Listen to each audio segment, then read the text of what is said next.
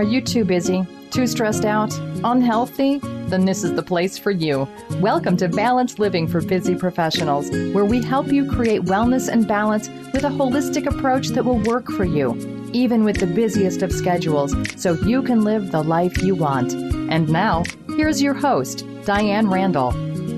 My guest is here today to talk about signs that you're tipping the balance between the normal ups and downs of life and actual depression or burnout.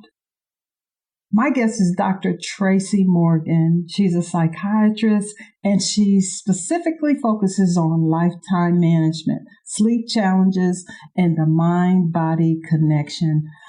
Dr. Tracy is a regular contributor to leading publications such as the Huffington Post and Bedtime Network and has appeared as a psychiatric expert on CNN and HLN. She's also the author of a book called Master Your Sleep, Proven Methods Simplified. Oh my gosh, Dr. Tracy, I'm so happy you're here. How are you? Oh, I am just great and really looking forward to talking to you. I read your bio and I was so excited because you know what? As a busy professional, we are tired and we are burnt out. And I am so happy that you are such an expert in this and you can help us because we're tired and we're sleepy. So how can you help us? Well, let's see. Where do I start? Well, it's interesting the last thing you mentioned is my book, because I think the first place people should start is prioritizing their sleep, because in the cycle of being busy, you cannot manipulate time. That's like the one thing that you can't do anything about. You can't get it back once you lose it. And so what do? If we need to do something else, we just stay up later or sleep less. And so sleep becomes that thing we shave off to adjust for how busy we are. And so when we do that, that's one of the easiest ways or the earliest kind of steps toward the downhill spiral of overworking and burning yourself out.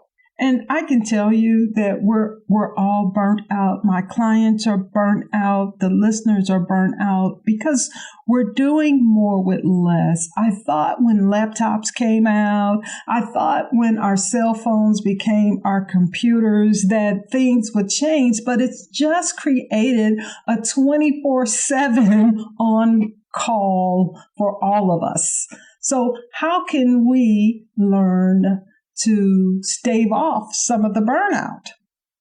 Step one would be and this isn't going to be all about sleep, by the way, but in going back to this, step one would be to set a consistent bedtime.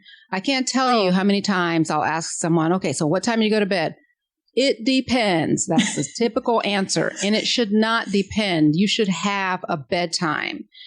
And how do you figure out what that is? Whatever time you need to wake up in the morning, if you have just kind of the regular 8 to 9 to 5 kind of thing, you count back 7, 8, 9 hours. That's about the average amount of time an adult needs to sleep, between 7 and 9. But let's just say count back 7 hours, and that's the time you should be unconscious.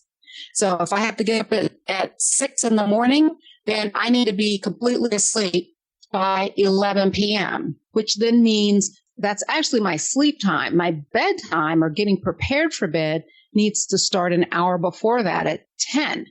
And you should spend about a half an hour kind of getting yourself ready, brushing your teeth, whatever it is you do to prepare for bed, and then get into the bed 10:30 and give yourself a half an hour to listen to music or just do something peaceful to kind of lull you into sleep. So instead of our day starting in the morning, kind of like or I guess a better way to put it, if you're trying to like put a tapestry on a wall and you need to pin a point first and then lay the rest of it out. Mm-hmm. In this scenario, the place where you're putting the pin to establish everything is your bedtime. That establishes the structure of the whole rest of your 24 hours. Do you find that a lot of people are having trouble just falling asleep, even if they get in the bed and have all the things in place that you just mentioned? Absolutely. So And I think a big thing that contributes to that is something you've just mentioned with the whole electronics and such easy access we have to being online and bringing work home. So I think we can fool ourselves into thinking, okay, well, I left the office, now I'm home. But if you're on your phone checking emails, you're still working. And some people will say, take a break, especially if they have kids, come home, they do the dinner thing, maybe homework, kids to bed, all that stuff. And then 8 or 9 o'clock, it's round 2 of work with, let me check a few emails kind of thing. And even though that might seem like it's low maintenance, like I've had some people say, I just do the low hanging fruit stuff. I can just kind of quickly answer things like that. Okay, that might seem like that's not that demanding, but when your brain is still working in work mode, it's stimulated. And so you can't just say, going back to if my bedtime is 10:30, I can't be checking emails until 10:15, then put my phone down and then like knock out in 15 minutes because your mind is still going from all of that activity. So what do you recommend to quiet or improve the mind, or what do you recommend that we do so that we can gently start to wind down? Because some of us are so revved up after work because, it depends on what went on that day. We're really revved up. How do we quiet our mind and start that process toward a good night's sleep? I would say that people need to, this is kind of related, but a little bit different from your question. And that is build margin into your day and into your schedule. I think that, so in this particular example of how do you quiet your mind for sleep, if say your bedtime is 10:30, you need to have at least an hour minimum, but preferably 2, to just vegetate or do something fun, watch a movie, read a book, talk to your partner, whatever it is that's relaxing, but something that's not intense, not work related. You're not balancing your bank account online, not even that, even though that's not work, but something that's enjoyable. Because if it's always intense, so it doesn't have to necessarily be about work. It could be coming home and now I've got this project that I promised that I was going to get out for church. And so I'm working on that. But, you're always kind of working on something. You're never giving yourself downtime. So I would say the way to be able to settle down, to be able to go to sleep, is to have some amount of downtime in the evenings. And so that's different from that 30 minutes I was talking about of getting prepared for bed. I'm talking about a couple hours before then. So as you could probably imagine, here we are with our typical work schedules not being just a 9 to 5 day. People get off late, 6, 7. There's not a whole lot of time before it's time to go to bed. So sometimes it requires you to just have to make tough decisions about things that you just are going to do and things you're not going to do. And one more thing about that is if you string yourself out so much that you're kind of always working, always tired and burnt out and all that, you're not working as efficiently. So sometimes it's just a matter of kind of like that test of let me fall backwards and see who's going to come catch me and just trust that someone will. Sometimes you just have to trust the process that if I stop working or doing something intense and let myself have some relaxation time, I will be regenerated to the point to where when I revisit it tomorrow, I can actually do the same amount of work in less time so that I don't need to spend as much time doing all these things in the evening. Dr. Tracy, I can tell you firsthand, I've been in and out of corporations for the past 30 years, just about. And I can tell you that even when people are burnt out, they don't stop. They just go and go and go and go. Can you tell us what's on the other side of that when you don't ever stop? The other side of that is what you can see with either someone who's just more burned out and kind of they're just spent, is what I'd call it, versus just outright depressed. And sometimes there's a gray area between those two because they can look similar. With the burned out person, usually kind of signs are, well, usually it results from giving and giving and giving without getting a lot back, a lot of not getting much reward back. And that reward could be financial. It could be praise and affirmation from people at work, or it could just be you never have any fun because you never have time because you're always working. So people can become irritable, not have a lot of patience, even have trouble focusing and concentrating. So it looks like it takes them longer to do work because they're not as efficient.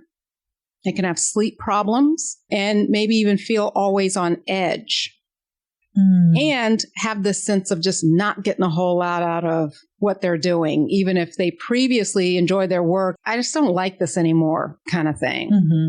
Versus depression comes with a lot of physical as well as mental symptoms. So people who are depressed, and this is kind of a difference between just sadness as well and depression, can have the similar things of being irritable, not getting a lot of happiness or gratification out of things, but they can also have trouble getting out of bed because they're just so unmotivated. It's almost like they just can't even get up to barely brush their teeth or bathe.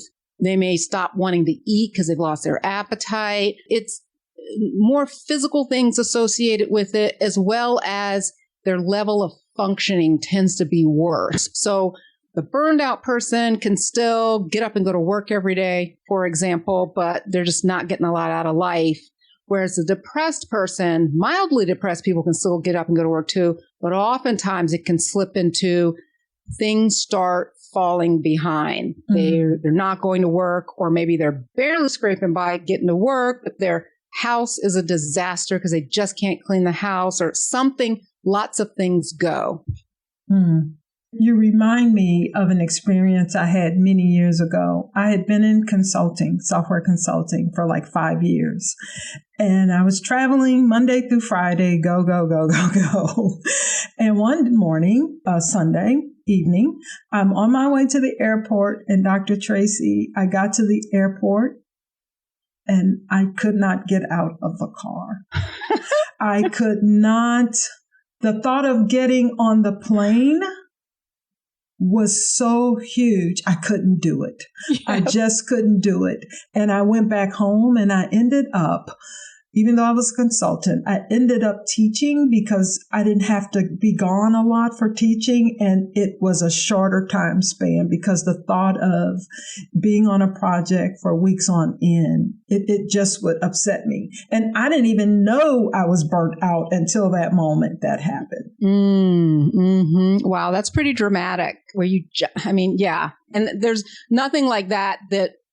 That's a typical example of something that just kind of makes it crystal clear that something's not right and something has to change, because this is something you got to do. You got to get up and get on that plane, but you just don't want to.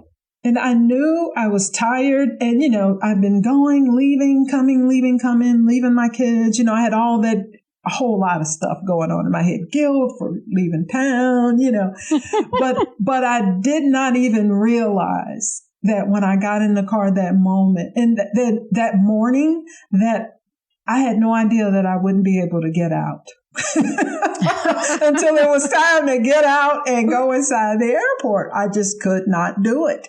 And it took me almost a year before I really wanted to be on a project where I was gone a lot. It took a while. And I guess I did not see that coming, and maybe the signs were there, you think, and I just ignored it. Yeah, probably so. You don't go from, life is wonderful to that. It was denial. And part of it is knowing that that's how you earn a living. When I think about it now, that's my job. That's what I'm supposed to do. I'm supposed to travel. I'm supposed to leave on Monday, come back on Friday. It's my job. And if I don't do that, I don't have a job. So it was, I think about it and I said it was probably overlapping that focusing on that versus what was really going on inside of me. Yeah. And I think that happens a lot, as far as how people justify what they're doing in general. I mean, some people are just naturally driven to always be on and always be into something. But then you can still, even if you have these hints of, I really need to take a break because I'm getting tired of this, but I can't because we have this launch coming or this big project. And of course I can't. And so you've got this overlying obligation of work that just kind of gives you permission or gives you the reason that this is why you're working as hard as you are. Yes. And that is the consulting business. It's the financial rewards. Mm-hmm. It is making sure the client comes in on time. It's working over when it's time to deliver. One time a guy was bragging to me that he had worked 90 hours and the next week he was in the emergency room. Oh. So I start asking the question, and this is why I was so excited that you're coming on, because I see this so much. I work with type A. We're all, high achievers. Okay. And that's just what I love and what I'm used to. But now I started this wellness journey because I needed it myself. But at the same time, when I see this, I know I always ask the question, and okay, you can answer this. Just how productive are we if we work? Even if we start in the morning and we are physically there till 12 o'clock at night, when does your mind and when does stuff start really shutting down because you're overworked, even though you have the appearance that you're still being productive? Right. And that is the $1 million question, is that you can't work.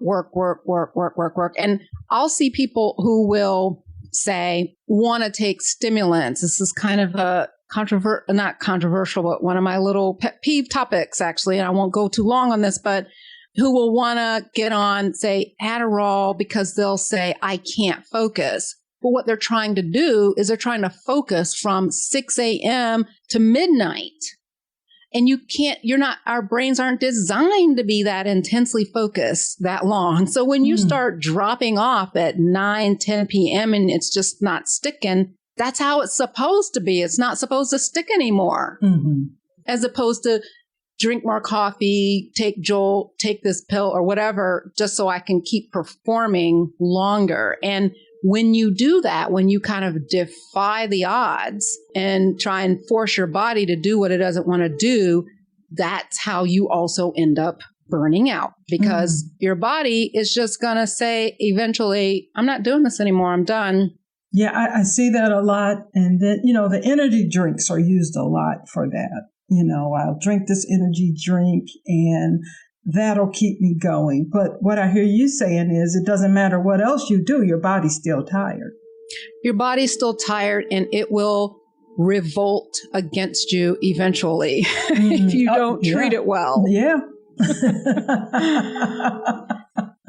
But, another suggestion I have that's not sleep related, because sometimes I feel like a one-trick pony when I get on sleep, but it is a big deal to me. It is a big deal, period, sleep, but is being present in the moment when you do have your downtime. And that concept is mindfulness.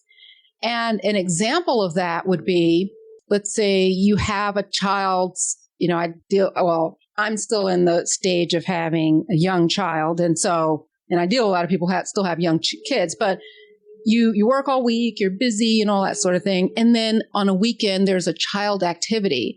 And instead of going to that activity and taking in the fresh air and enjoying watching your kid, you're still thinking about this project you got to get back to. And especially if you're one in the habit of spending some time over the course of the weekend doing some kind of work, it's easy to slip into, you're just kind of going through the motions of the stuff with the family, but your mind is elsewhere. And that behavior or that practice of being that way also overstimulates you and can lead to burnout as well. Wow. And you know that many, many people listening are in that state where they just don't know how to be present, because if they're thinking about one thing in the present moment, then the mind jumps to the next thing that they have to do. Yes. I can tell you, you talk about mindfulness. Back in 2001, I went to my first yoga class, and this was when I was that busy person. And I'm doing a shavasana, laying down when it's quiet time on the floor. And I actually got up and left the class because I said, you know what? There's a million things I could be doing instead of lying on this floor. So I left that class and I just say, you know what, that's not for me. I don't have time for that. But what I realized later on was that I was just not ready for that class, because 3 years later I came back and I could appreciate the mindfulness and the meditation for exactly what it was, because over the years, that is exactly how I've been able to wind down and shut my mind down and really clear my mind. Oh, that's wonderful. You know, it takes discipline to do that. It takes work to make yourself be in the moment and be present in the moment and recognize the attitude of, I don't have time for this, as exactly what you're trying to guard against. Yes, we're busy and we can't help but be busy. But the solution that we're talking about here is compartmentalizing. So when you're on, you're really on.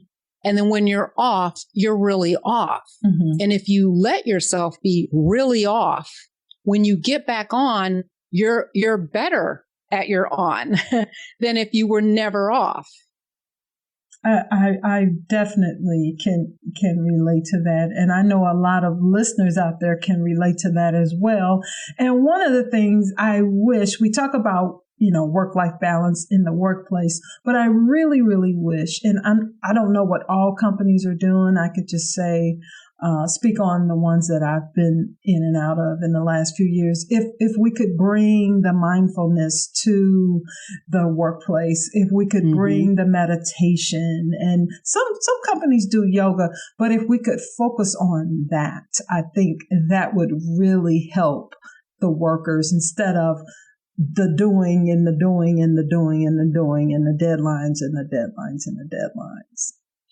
Totally. I totally agree. I'm always talking about a midday reboot, because what you do during the day matters for what happens in the evening. That's kind of like the foreplay for your bedtime. Wow. It's the sleep portion of that. So if you have this really intense day, that's going to spill over into your evening activities or your evening mental state, and therefore contribute to this, I'm having trouble falling asleep. Even if you did say, okay, I did what she said and I got off my phone by 9 o'clock and gave myself an hour, and then your mind's still ripping and whirling around and busy, it could be because of the intensity of your day during the day. So I think being able to say, be at work, and it doesn't have to be an hour lunch break. It could be 10 minutes, to just take 10 minutes and just do nothing but meditate. And that meditation could take the form of listening to music. It doesn't have to be humming a mantra and knowing how to do perfect Zen meditation type thing. It could just be something very peaceful, and then resume work. I think that would make a huge difference. I hear you, because a lot of times meetings are stressful. Today meetings could last 6 hours, Yeah. Oh, it's awful. Last 4 to 6 hours. I was in a 2-hour meeting today, but one thing I will do in a meeting, after about an hour, I will step out for a few minutes and I will come back. I just need to check out and check back in. But for the most part, people will sit there and just be there. And this is the thing I try to bring to the workplace is it's okay to take a break. It's giving, like you said, giving yourself that permission that it's okay to stop. It's okay to stop for a minute. It's okay to say, you know what, guys, I need a break. I'm the first one to do that. I need a break, but that's me. But a lot of times people will sit there, even though they need a break, but they will not step out. And these are things that I would love to see changed in a lot of the organization, especially in the consulting business, where I have most of my history and what I know and what I've seen. It's such a bottom line driven business. Not saying that people aren't trying, but I would love to see more of that. Now, let's say you've been working all day, you've had a tough day, and you come home. What are the ground rules that you would tell someone that's working on changing, being more present, winding down so they can get to sleep, doing a lot of the things you just told us today? What would be, if I wanted to start tomorrow, what would be the ground rules for when I work all day, I take the break, I do my meditation, but what is the ground rules when I get home so that I can have a peaceful day, I can go to sleep, and I can remain healthy? All right. Well, I would say that you would definitely make sure that you protect the time that you need to prepare for bed and not let your bedtime shift around depending on how much work you have to do, that you stick to it and you're going to go to bed at this time. And that's the end of the story. But other things would be certainly turning off your electronics at least an hour before you plan to go to bed. Because another thing, in addition to what I was talking about earlier with just the mental stimulation of it all, and you've probably heard this because more people talk about it now, but the blue light that's emitted from electronic devices like our phones and pads and tablets and things can interfere with melatonin production, which is what we need in the evenings to help communicate to our brain that it's time to go to bed. And there's been studies that show that too much evening light interferes with sleep and actually contributes to depression in some people. So the difference between, say, your LED television that's way across the room, you don't have as great of an effect from that, even though those are bright, as you do from, say, a tablet that you are holding not even a foot maybe from your face. So I usually say get rid of the electronics at least an hour before bed. And those people that sleep with their phones. Oh, that's awful. That is terrible. I'm not mentioning any names, but no, okay, we won't call anybody out. I've definitely, I know that's a scenario. I'll just put it that way. Yeah, I mean, it's so easy.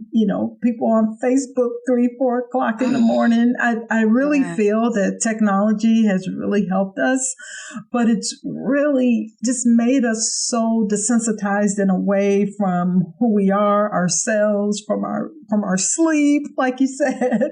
It's made us available 24/7 for work and just to be on call for everything. One other thing that I think where electronics really ruins us is it makes us impatient. So back in the day, you call somebody and we didn't even before answering machines, they had to be home to pick up the phone.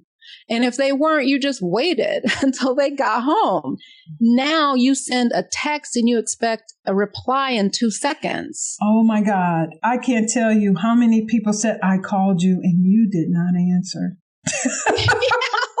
I agree with you. We have become impatient and upset with people if they don't answer on the first ring. I, as a habit, Dr. Tracy, just to help with my balance, I keep my phone on vibrate.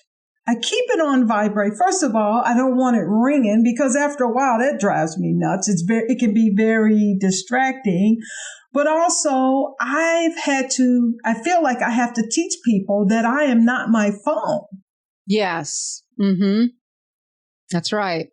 And so I think that level of impatience that it breeds just makes us more uptight as people.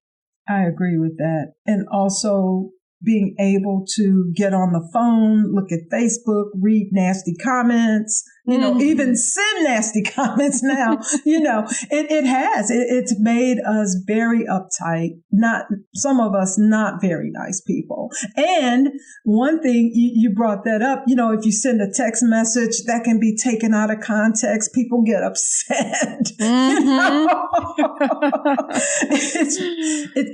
It's made us very agitated, and it's just changed. It's just changed us. I don't know if it's all for the better. What do you think? I don't think. I mean, superficially or in some aspects, yes, as far as like being able to engage with people better. I can engage with people from high school that I otherwise would have no contact with because I don't live where I went to high school anymore, that kind of thing. But that's come at a cost, I believe. Yes. And that cost always being on having less patience, the expectations we have of others to kind of always be available kind of thing, I think is the downside of it. Yes, I agree. And just wanting people to just be there immediately to answer questions. And even in the workplace, the expectation is that way. If you work from home and I ping you on my instant messenger and you weren't there, it's like, how come you weren't there when I reached out to talk to you? Excuse me, I had to go to the bathroom, but the expectation is that you're there instantaneously. You're right. Absolutely correct. And I would imagine you could factor that into depression, couldn't you? Yeah, certainly into anxiety and just being uptight and on edge and edgy and irritable because everything's kind of got to be done right now. And everything's not an emergency. Yeah. But it rises to that level when I have a question, I need you to respond right now. And we've become an on-call society. Yes, and that is not good. It's not good. I really feel that you being here today and talking to us about sleep and mindfulness is really going to help to turn things around for us. So I'm just so grateful, and I thank you for being here. Dr. Tracy, it's been a wonderful, wonderful experience. Thank you. Same here. Thank you for listening to Balanced Living for Busy Professionals. This podcast is sponsored by DianeRandallConsults.com. If you like this show, the best way to support it is by leaving 5-star feedback on iTunes. And please feel free to email your questions, comments, and suggestions to feedback@DianeRandallConsults.com. Until next week, namaste.